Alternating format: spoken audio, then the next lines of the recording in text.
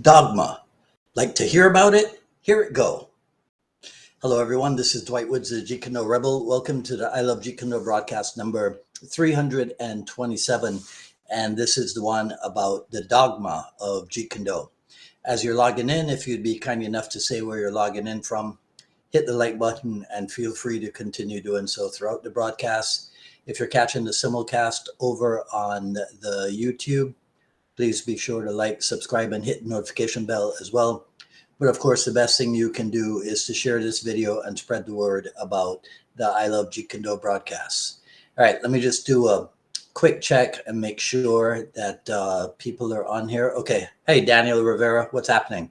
Okay, cool. All right. And Alex Hausman, Mark's here. Okay, cool. All right, so everything's on the go. All right, so it's funny, right? Because there's so many like subtopics that we can choose from if the main topic is the dogma of Jeet Kune.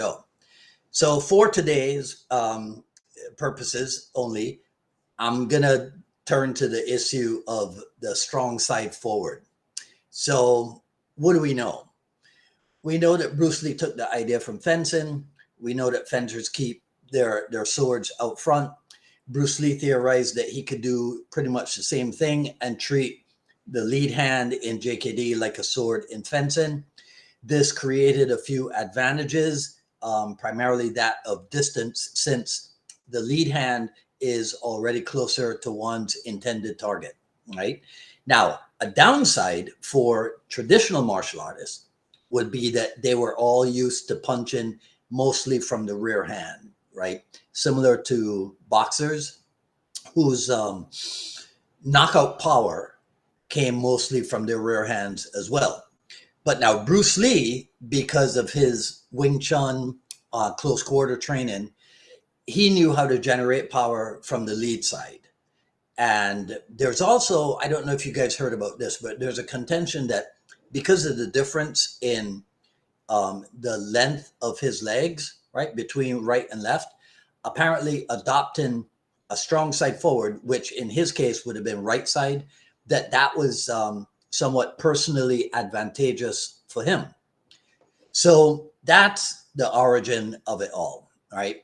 So now Bruce Lee shares his ideas with his students and people start training their strong sides forward, except apparently for three people, because according to the stories, right? So according to the stories, Leo Fong in Oakland and Daniel Lee and Richard Bustillo in Los Angeles, apparently they were advised to just stay in their orthodox power side in the rear fighting positions because of their pre-existent boxing prowess.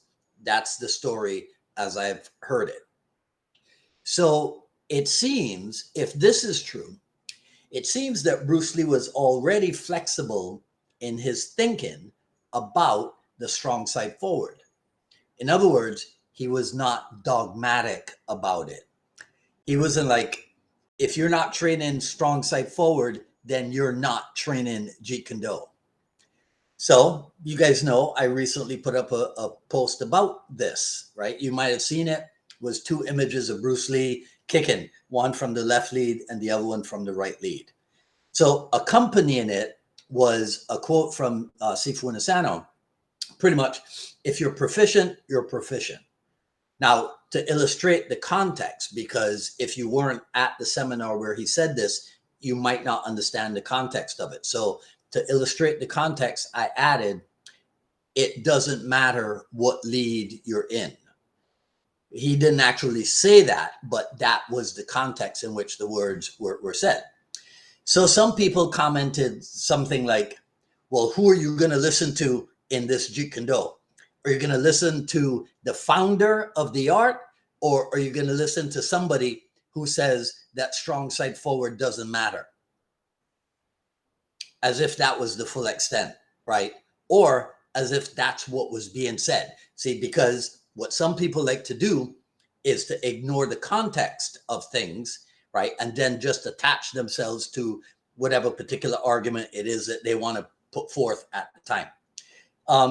So that's the thing about being so dogmatic in your approach to Bruce Lee.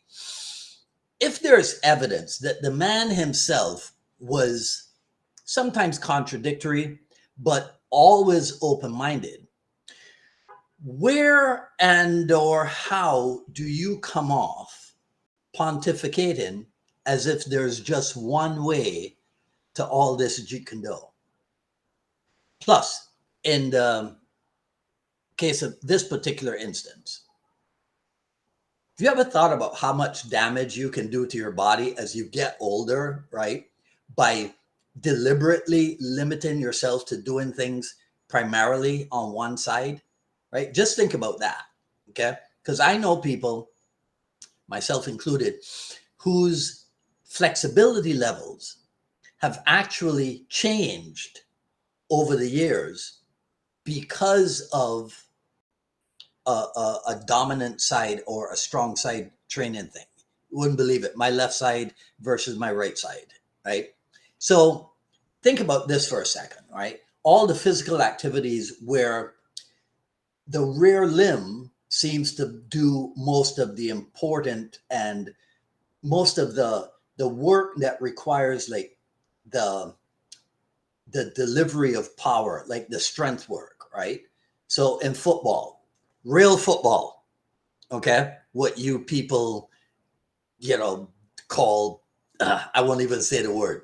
So real football, if you're taking a penalty kick, it's not done with the lead leg, it's done with the rear leg. In American football, that other football, if the quarterback is throwing a pass, if it's a real pass, if it's a pass that's designed to go yards down the field, it's done with the rear, with what? It's done from the rear hand. If he's right-handed, left foot goes forward, there goes the pass, right? If you're pitching in baseball or if you're bowling in cricket, right? What is it again? The rear arm. So there's ample examples of rear arm action all around us. But understand that this doesn't mean that I'm not a subscriber to the strong side forward ethic, right? I'll be honest with you. One of the things that I love about it is the F around and find out attitude that can be delivered when you put your strong side forward. And I'm sure a lot of you out there know what it is I mean by that, right?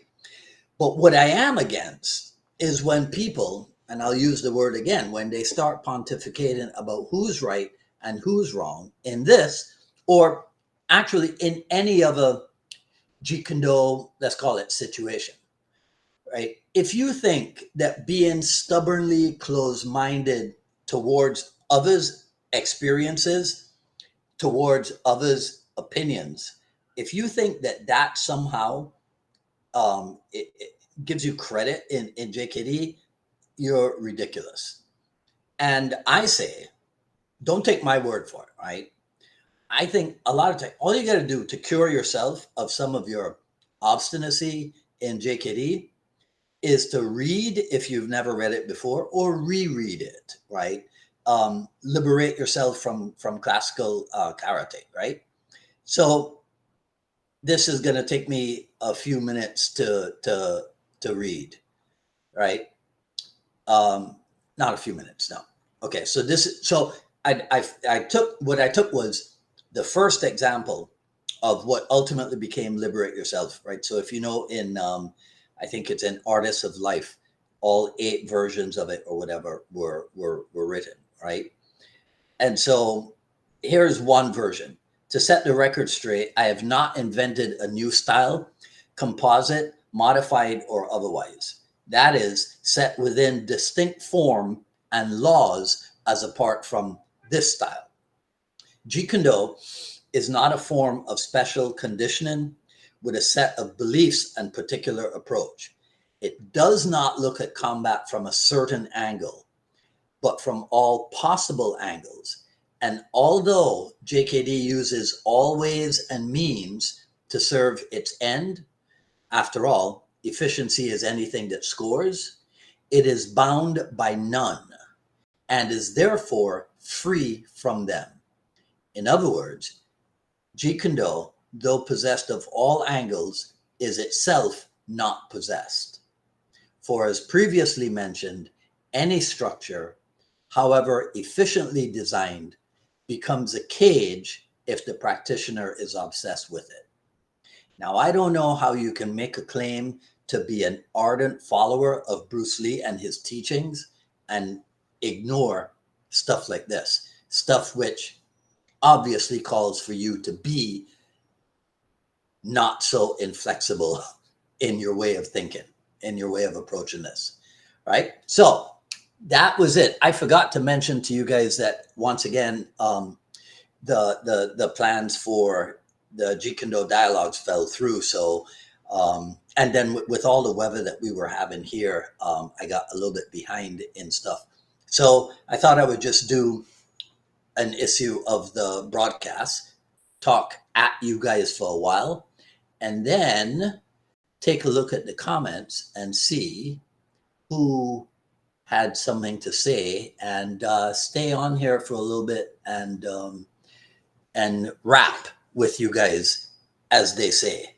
Okay, so let's see. Alex Hausman said over on the YouTube, Alex is so scared now of Facebook not working that he just goes over on the YouTube all the time, right? So he says Dogma was a nice movie. I remember I watched that movie, and I don't recall being absolutely impressed with it.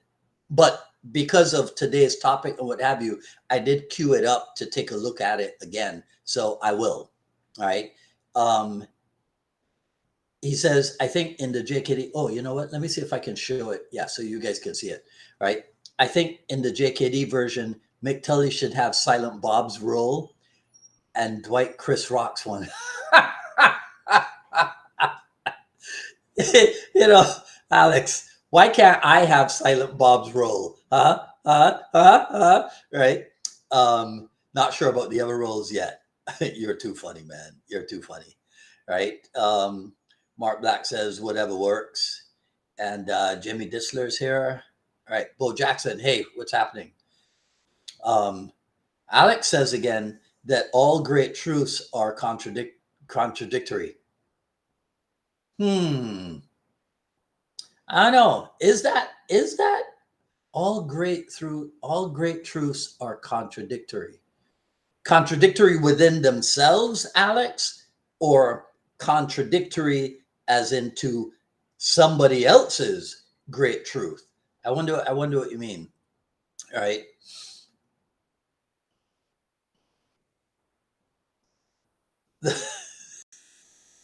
He's hilarious. The football kind where they use their arms. It's in the name, Americans. Right.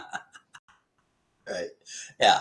Okay. Sifu Nick is here. Sifu Nick says, what about the infinite amounts of videos of actual altercations, which all indicate that the winning factor is not the lead? Most of those not even having a presence of a lead. Exactly. You know, there's one thing to have a theory, and then there's another thing where after decades, right, after the founder of the theory has passed on, and then you have generations of his followers working on working on his theory and discovering, man, you know what? In some instances, it's better, but in another set of instances, being orthodox is what works. And what? And then it's like, so if it's proven to you through what you yourself are doing that the orthodox stance has advantages, you can't claim then to be doing Jeet Kune Do because you're not strong side forward. It's so trivial. It's really juvenile, right? That I just don't get it. I just don't get it, right? Greg Kennedy says, when you fight multiple opponents, sooner or later, both sides will be leading. You better believe it, right? And Nick says, the lead is downright intellectually deficient. Of course it is. Of course it is. Right. And anybody who, man, right. Mark Black says it's whatever works at all ranges, but understanding his art and its foundations is certainly needed. Yeah, right. Because nobody is saying that you come across a Jeet Kune guiding principle and you ignore it 100% and still claim to be training in the art of Jeet Kune. No, but Bruce Lee was flexible enough to give people the space, the freedom to work on a thing. And if it worked for them, it worked for them. If it didn't work for them, they weren't all of a sudden kicked out of class or dropped out. Like I said, the man himself said, Leo Fong, stick to your boxing. Richard Bustillo, Daniel Lee, stick to your boxing. What more do you need, right? Other than that, okay? Greg Kennedy says, when you're fighting an opponent that tries to circle you, you'll need to learn to switch leads in a smooth transition. Yes. Yes. Right. I'm too talkative. Sifu Nick says, if fluidity and adaptability are key ingredients in JKD, then it would be incorrect to strictly adhere to a lead. Well, it would be incorrect to strictly adhere to one lead. Yes, for sure. Right. But we do need a lead. I'm just working on your grammar there, Nick. Right. Carlos Gonzalez says, looking forward to your debate. Oh yeah. Okay. Well, I won't say anything about it now. But it was something that KFG, I had spoken to him about it a long time ago. And actually, I realized there's an episode, I think it's episode 288 of this here I Love Jeet Kune broadcast, which is actually titled The Great JKD Debate, right? So we're on what, 327? That was 288. That was a number of weeks ago, but I've had that name and that idea. And I did invite the other person, Carlos, on my own. In fact, when I started the Jeet Kune dialogues, if you were to see my computer, you would see that I had a file, a folder that was called the Jeet Kune debates also. But sorry to say, nobody really wanted to come on and do that on a consistent basis. And so KFG and I were talking about it, and he said, hey, I'd set it up, I'd host it. And I was like, you know what? If you're down, I'm down. Right. So I think he's up and running with it, and I'll share the information. But yeah, but Carlos, thanks for that that preview. Right.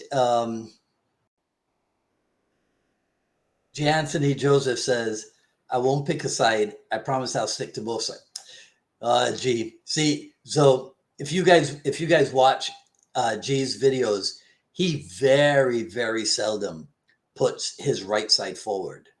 Okay. Because he very seldom puts his right side forward. He does a lot of his stuff from the left side. And so you would think that he's like an orthodox fighter or what have you, and you'd be dead wrong. Right? Okay. All right. Who else is on here? Paul Johnson, what's happening? All right. Daniel Rivera says, I always thought of it as you should be proficient in both leads, because if one side is injured in combat, you better be able to use the other. Of course. All right. Of course. The problem with this, Daniel, is that when people hear you say you should be proficient in both leads, somehow they interpret that to mean you're saying that you should not have strong side forward. It's like their ears and their brains don't work. All you're saying is proficiency in both leads is a good thing. Oh, so you're saying that Bruce Lee's theory about strong side forward is wrong? Get over yourselves already, right? Bo Jackson exactly, whatever works. That is what Bruce Lee himself said. Efficiency is anything that scores, right? So whatever works. If you get ambushed and you have to deal, yeah, exactly. I mean, it's like, how can you be somebody who is catering to true self-defense and be adamant, oh, it's got to be this?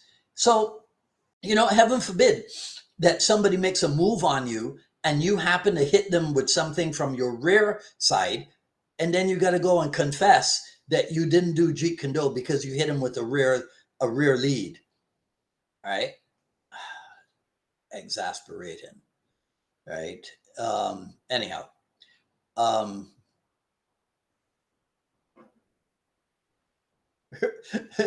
Richard Burgess says I'm a lefty, so everybody's happy, right?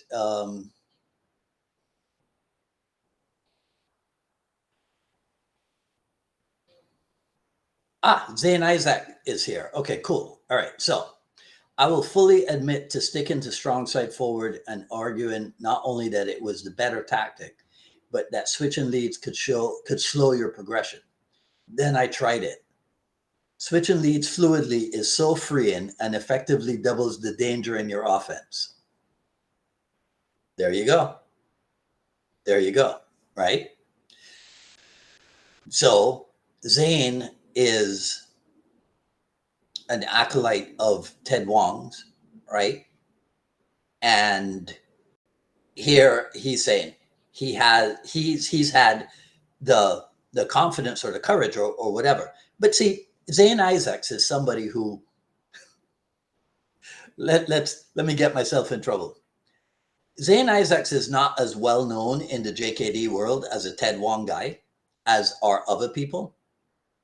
But if I really wanted to understand what Ted Wong was about, I think I'd go to him more than I'd go to any of the better known people.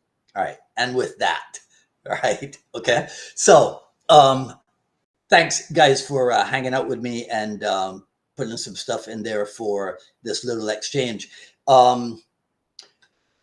Next week, Wednesday will be. I was going to say it was going to be normal, but it won't because we were rained out this week, and so I'm probably going to be on the teaching floor next Wednesday at 6, which means I'll probably do a 3 p.m. version of the I Love Jeet Kune broadcast. Then we're heading back to Reseda for Cass Magda's all knife, all weekend seminar. And so I'm not sure if I'll be able to do something from LA next Friday, but we'll see. Right. Okay. We'll see. Okay. So that will be it for today. Thanks for joining in with me, guys. And I always appreciate the feedback. And yeah, that's it. Okay. So thanks very much. And let me just sign off here because there's some press and stuff I got to go take care of. Right. Okay. So that's it. Today's a pastel day. I went with this old spectacular pink thing. Right. Okay. So you guys have a great weekend and I will talk to you soon. Take care.